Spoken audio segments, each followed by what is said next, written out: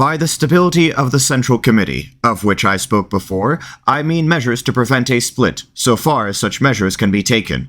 For, of course, the White Guard in Russkaya Mills, I think it was S.E. Oldenburg, was right when, in the first place, in his play against Soviet Russia, he banked on the hope of a split in our party, and when, in the second place, he banked for that split on serious disagreements in our party.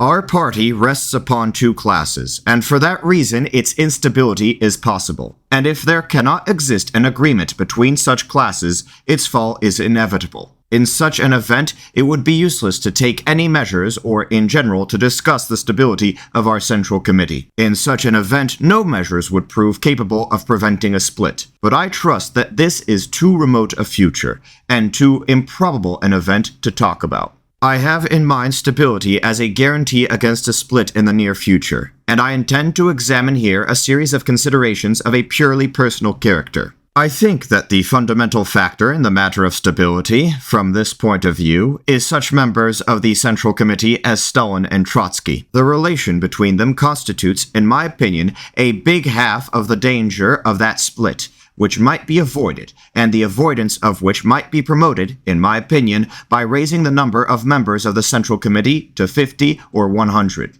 Comrade Stalin, having become General Secretary, has concentrated an enormous power in his hands, and I am not sure that he always knows how to use that power with sufficient caution. On the other hand, Comrade Trotsky, as was proved by his struggle against the Central Committee, in connection with the question of the People's Commissariat of Ways and Communications, is distinguished not only by his exceptional ability. Personally, he is, to be sure, the most able man in the present Central Committee, but also by his too far-reaching self-confidence and a disposition to be far too much attracted by the purely administrative side of affairs. These two qualities of the two most able leaders of the present Central Committee might, quite innocently, lead to a split, and if our party does not take measures to prevent it, a split might arise unexpectedly. I will not further characterize the other members of the Central Committee as to their personal qualities. I will only remind you that the October episode of Zinoviev and Kamenev was not, of course, accidental, but that it ought as little to be used against them as the non-Bolshevism of Trotsky. Of the younger members of the Central Committee, I want to say a few words about Piatakov and Bukharin. They are, in my opinion, the most able forces among the youngest,